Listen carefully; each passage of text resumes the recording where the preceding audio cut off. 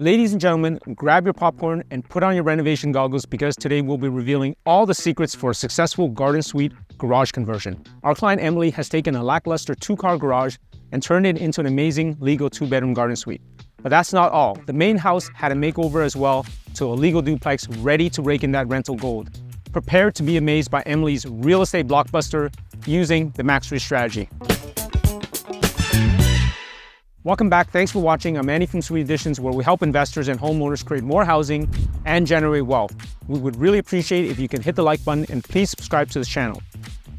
Additionally, we're currently putting together a comprehensive in-person training program covering in detail the principles, strategies, and tactics as part of the Max Suite strategy. We'll share more info at the end of this video, and you can also check it out at suiteadditions.com/training. So the format for this video is a Q&A with the star of the show, Emily, her amazing realtor, Tammy, and her highly skilled contractor, Ian. Let's go talk to the team behind this amazing project. This one is actually really interesting because we had our eyes on this property quite a while before we actually ended up purchasing this house. So it may have been, maybe it was like May, in the month of May or something like that. We came by, we saw the house. I knew it was originally this would be around like $650, and then it dropped to $6. And we thought, okay, it's a legal duplex, has the double car garage, it's a 60 by 120 lot, checks all these boxes. But at the time, there was a tenant and they're paying next to nothing, like very low rent. So really the numbers, it just didn't work. Then we just kept our eye on the property. It ended up going down to $525. Again, still not too sure about it at that price, but then I noticed all of a sudden in the listing, and this was months later, we were probably out here like April, and then it was like June. And in June, the listing said that the tenant was moving out and was vacant possession. So I called Emily right away, and she's like, let's offer tonight. So because we had already gone out to see the house, we knew all the ins and outs, we were super pumped and ready to go ahead and take action. We passed everything we needed to. We knew things that were going to need to be fixed. We put all that into the budget.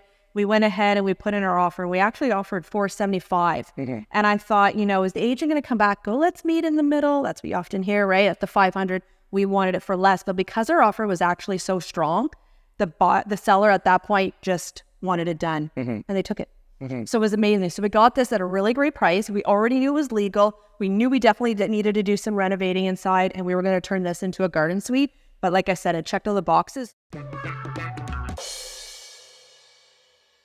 So, I mean, we've been doing a lot of work together, and the majority of our projects are duplex conversions, hence the name Duplex Queen. But of course, with this one, we have the duplex, and then we have the garden suite. Like, that's something that you're looking for right now, right? Like, it's not just the 2, you're looking at the 3, potentially 4. And like, are you really kind of going out there and saying, let's look at the yard? Is there any existing structures that we can convert?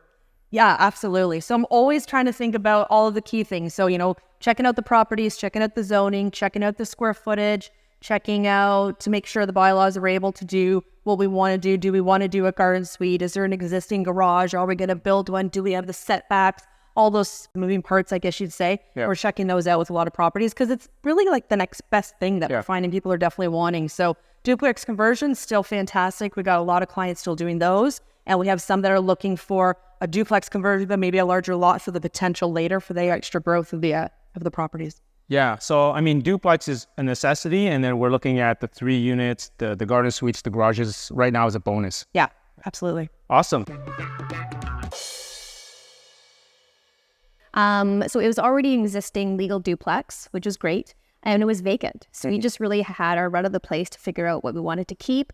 I did want to make sure that we were being, cost effective with the renovation. I'd spent quite a bit of money on my previous duplexes, so I knew what was kind of needed, what was maybe not needed. And with this property, especially in this neighborhood, I knew that I wasn't going to go crazy with the renovations. So we wanted to kind of keep as much as we could, renovate, the things that needed to be renovated, and try to keep our costs low. So for instance, in the kitchen and the main unit, we just painted the cupboards because the cupboards were in amazing shape.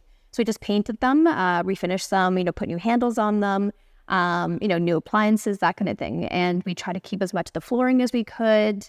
And that's kind of it. So, kept the same layout, we didn't change the footprint at all of either of the units. And so it's just really more of a renovation, like a cosmetic renovation for both the units. Yeah.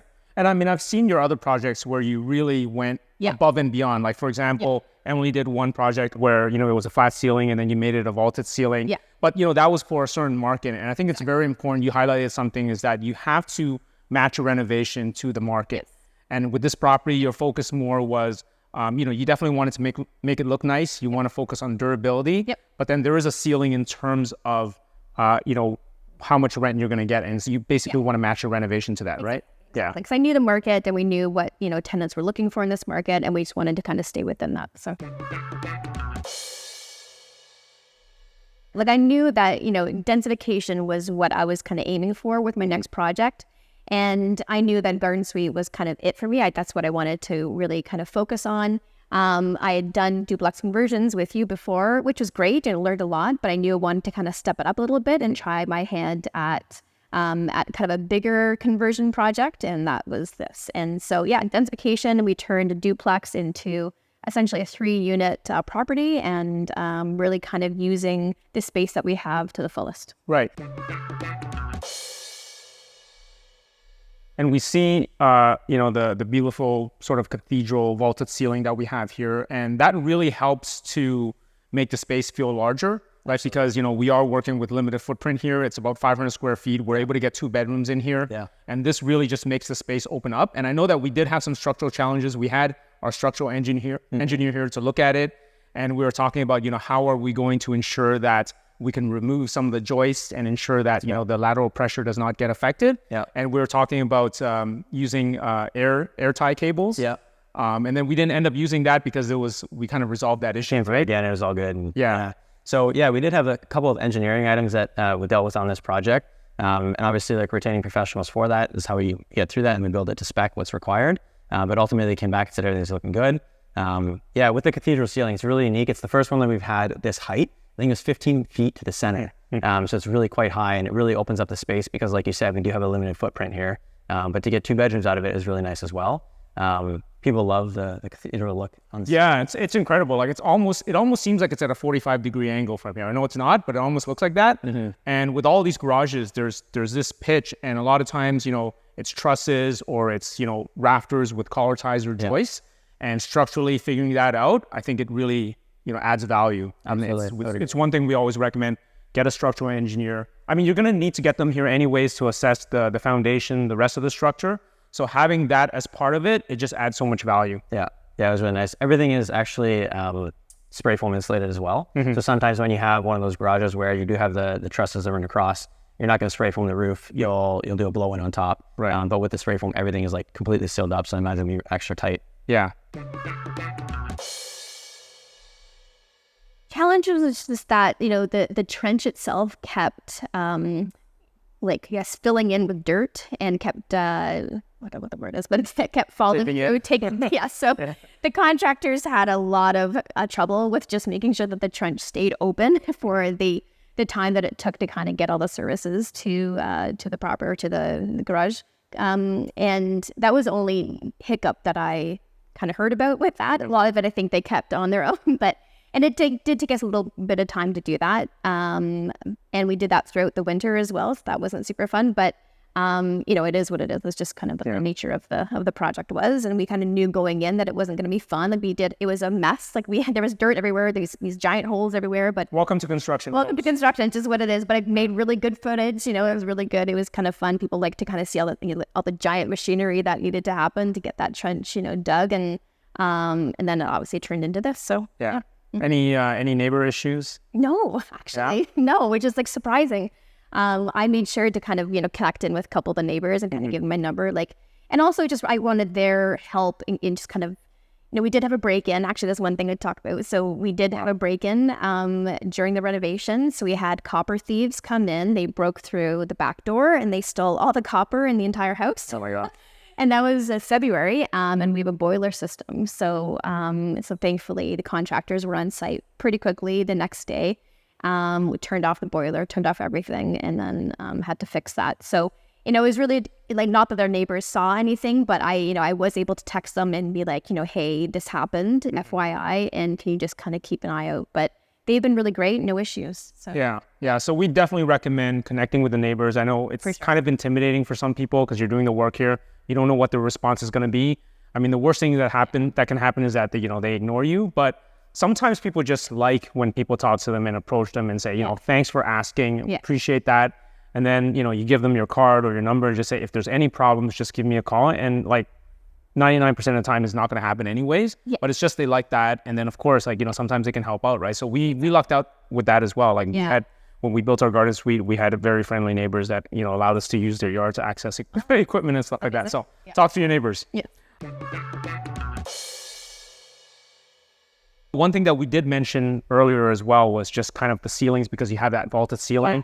And, you know, because we have only 500 square feet here and we wanted to do 2 bedrooms or, you know, a second den where it can be used as an office, getting that ceiling height is very important. And that's something that was like a non-negotiable. You wanted to get that vaulted ceiling, right? Like, you know, when we saw the place, like the garage as it was, like we were considering maybe doing a 2-story. Not that that was feasible, but we knew that, you know, we had to use the space that, you know, we had here. And we knew, you know, from my past projects, because I had done vaulted ceilings in the past, I just knew that tenants love it. It's such a wow factor for a unit.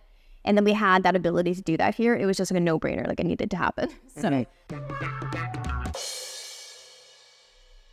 Yeah.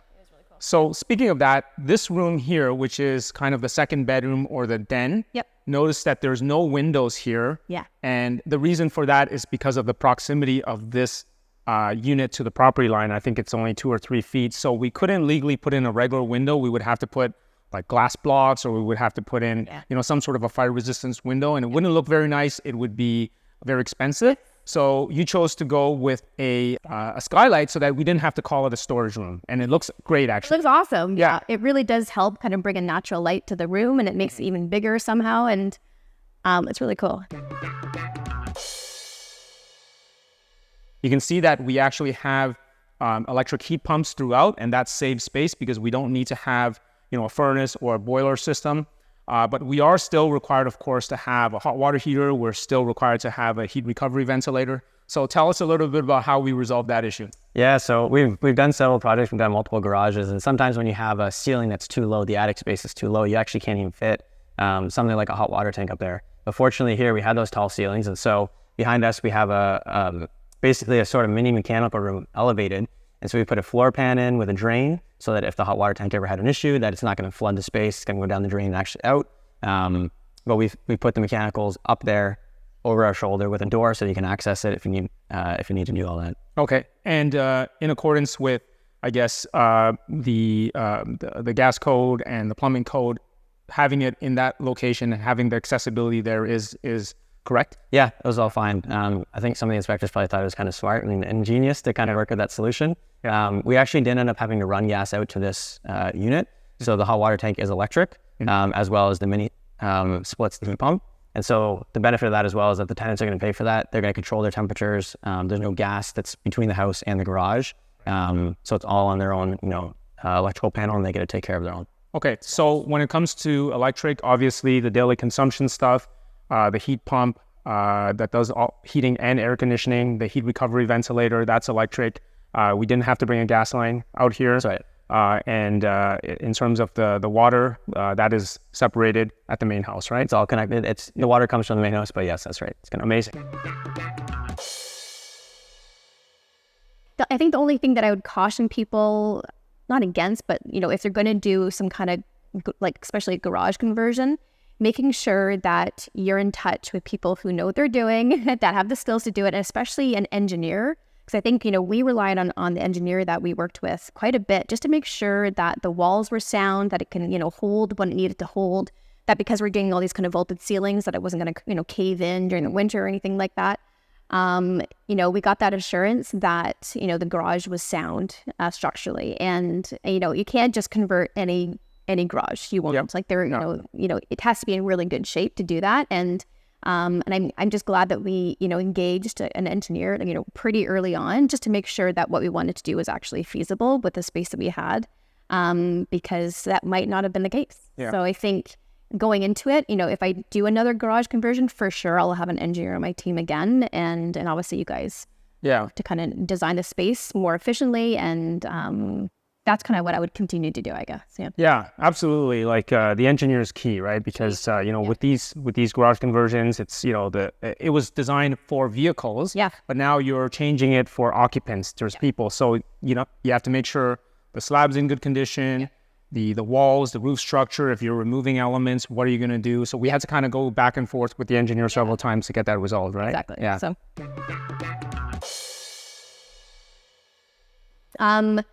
So we bought the property. I think we closed on it September 2022, so almost a year ago. Bought it for $475, and it was vacant at that point, which was great. It's like a investor's like dream to have a vacant property. So already a legal duplex, and then we knew that we were going to convert the garage, so we had that in mind. And then the renovation was about $300 for the entire property, so the duplex and the garden suite. So everything inclusive of everything. So design fees, engineering, appliances, literally everything, taxes also. Yep. So yeah, that's just, it is the nature of the beast. It's not cheap, obviously, but you've created essentially like a house in your backyard, which is really cool. So yeah, so $300. And then for this unit, we're getting $1,650 plus utilities. And so pretty decent. Yeah, so that's great because, you already have the structure, you already have the land. Yep. So obviously the cost to construct it is what it is. Like, obviously it's a moving target with materials and labor. Yeah. The key thing is that, you're putting into this asset over time, that amount that has been, you finance that amount, that's going to get paid off. Yeah. And then you're going to be left with this capital asset that's going to continue to keep generating income, right? So really, when it comes to adding in additional units, it's really for the long term. Yeah. It's very difficult to say, I'm going to put this in and then try to sell it right away. Yeah. Right? So, and I knew that wasn't our play going into this, and this was going to be a long-term buy and hold. So we knew that the investment that we were putting into this was for that kind of long time frame. And I'm once we have all the units rented, we're going to be starting the appraisal process and refinance process. So yeah, keep us posted on that. That's very exciting. Yeah. We love to see the numbers, right? Yes, we love it. Okay, everyone, thank you so much for watching. Hope you were inspired by this project and are ready to take on a Max Suite project on your own. There's definitely a lot of opportunity to do this type of project out there, make a good profit, and generate cash flow, and most importantly, help to provide the much needed housing. Again, we're putting together an in-person comprehensive training program on implementing the Max Suite strategy. Our original plan was to have this course available this coming fall, but it will be in the new year instead, as we wanted to make this training the best that it can be to help you create more housing and generate wealth.